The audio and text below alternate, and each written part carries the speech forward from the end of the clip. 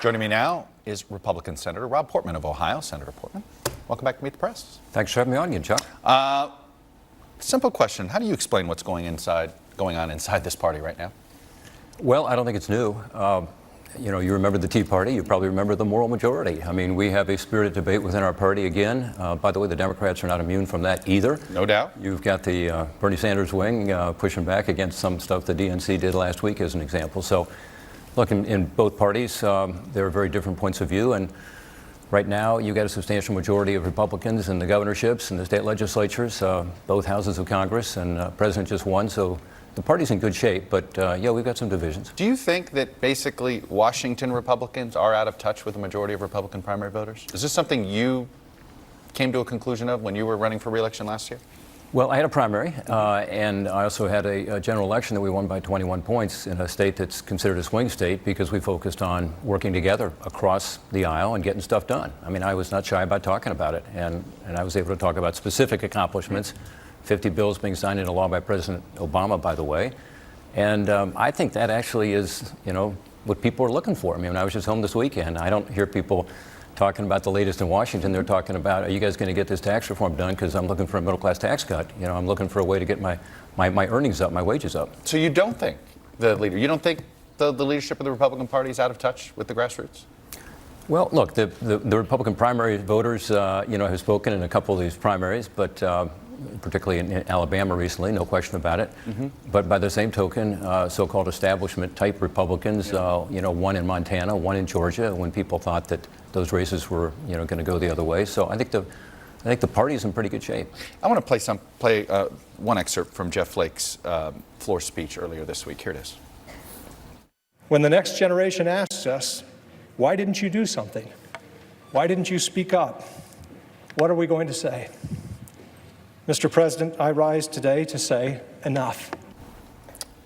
Do you share Senator Flake's concern? He almost sees this as an existential crisis that President Trump is bringing upon the country when it comes to sort of political discourse or democracy. Do you share that concern? So President Trump was duly elected, including winning by 8 points in Ohio, as you know, which is an overwhelming victory in my state. We've got to be sure that he succeeds, because when he succeeds, the country succeeds. So, I was not someone who at the end was able to vote for him, but when he was elected, I said, I'm going to work with him on tax reform, on addressing this opioid crisis, which you're going to talk about later with the fire chief from West Virginia. And, I think and that's our job. Our job is to actually get some things done here and help to influence the administration toward accomplishing things that people care about. So because he won your state, you overlook things that concern you? Well, no, about his presidency? He won the presidency. I mean, he's our, right. No, I understand he's that. Our president. And just as I worked with President Obama and President Clinton before him when I didn't agree with them on a lot of stuff, I think that's my job. I mean, I'm just talking about my job. I think it's to set an example of bipartisanship and civility and get things done. You think character still counts in American politics?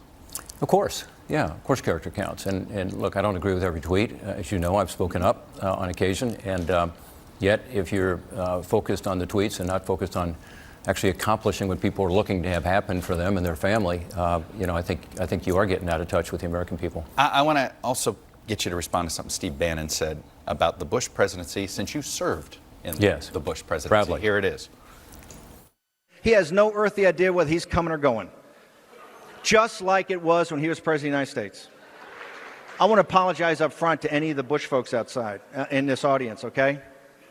Because there has not been a more destructive presidency than George Bush's. Do you understand his criticism? Well, I'm glad he apologized to me and others who have a lot of respect for George W. Bush and what he did. It's a pretty large charge from a Republican president's former chief strategist. Yeah, I mean, look, after 9/11, he brought the country together in extraordinary ways and dealt with a true crisis, not just here in this country, but globally. And, he faced a lot of tough issues. And in my view, he woke up every morning focused on what was best for the country. And do you understand Bannon's beef? Well, I suppose on a policy basis, he thought, he should have been tougher on immigration, as an example. Instead, George Bush tried to figure out how do you come up with a consensus on immigration. And so he did propose immigration reform. And I think that's needed in this country. I think most Americans do, too. I want to move to tax reform here a little bit. This is going to be a big part of it. One of the initial votes you made, and Republicans made in general, was essentially allowing for more deficit spending, if necessary, to grow the debt. You were concerned about the debt when Barack Obama was president. Let me play some clips. The American people are rightly frustrated by the fact that we have the biggest deficit in the history of our country and the biggest debt ever. Debt and deficit will end up in a fiscal crisis and an economic crisis. And it's a question as to whether we're going to just sort of turn our heads and allow this to occur, or whether we're going to actually deal with this issue in a way that's responsible for current and future generations. Considering the Senator Portman I heard there, how are you comfortable supporting a tax reform plan that would increase the deficit by $1.5 trillion over the next 10 years? First, I'm really excited about this tax reform because I think it will generate a lot more revenue. I actually think it will, over the 10-year period, Chuck, you're talking about, result in deficit reduction. Why? Because for the first time in over 30 years, we're going to reform the tax code, provide a middle-class tax cut, which is really important, but also to encourage more investment for more jobs, more earnings, and to improve the economy. And what we've said is, if we could just improve the economy slightly, instead of the 1.9% growth that the Congressional Budget Office says is going to happen, let's take it 0.4% more. If we can do just that, then we begin to actually reduce the deficit. And I think that will happen. Do you realize it's hard to really believe the idea that somehow cut revenue, cut taxes, and somehow that's going to increase taxes into... Not if you do tax reform. Okay, but at what point... It's not just tax cuts. But you're expanding the deficit too. I mean, it is hard for people to believe that somehow paying less into the government is going to increase money into the government. I don't know. I think most people believe the tax code is hopelessly broken, which it is. Well, I think they do agree with that. It's unbelievable. We have a tax code now that actually encourages jobs and investment to go overseas, and this reverses all of that. And it's going to result in more investment coming here to this country, more economic activity. I mean, everybody who looks at this tax reform proposal will be able to say, I think across the spectrum, this is going to change behavior, and it's going to change behavior in a way that encourages more job creation and economic growth. The question is how much. And my view is that this is actually pretty conservative because it's saying just a slight increase, again, 0.4% instead of 1.9, let's say 2.3% economic growth. We just had 2/4 of 3% economic growth.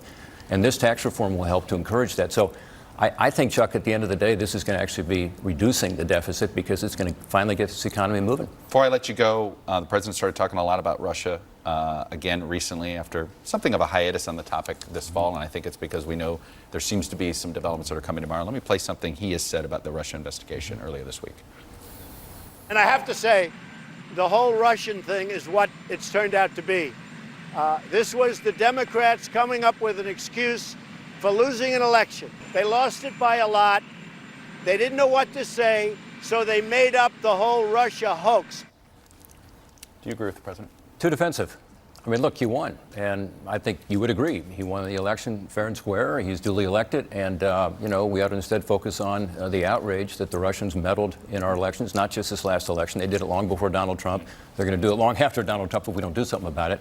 So we need to get to the bottom of it. We need to go where the facts lead us. Are you concerned at all that the president might, issue pardons too soon? Is there something Congress plans on doing if they think he's going to pardon people or maybe fire Mueller? Do you think? I hope Congress will encourage that the Senate Intelligence Committee, which I think is doing a great job, bipartisan with Senator Warner, Senator Burr, complete their work, and that we support this investigation that, the Department of Justice has now appointed this special prosecutor. Let's let him get to the bottom of it. I mean, as you know, I've been involved with this issue for quite a while in terms of the disinformation that the Russians are doing, in terms of their meddling. And every American, Republican and Democrat alike, should be focused on that. Senator Rob Portman, I'll leave it there. Republican from Ohio. Congrats on your Chuck. Buckeyes. Yeah. My word. Great game yesterday. Wow. Never give up. That's the lesson. That's for sure.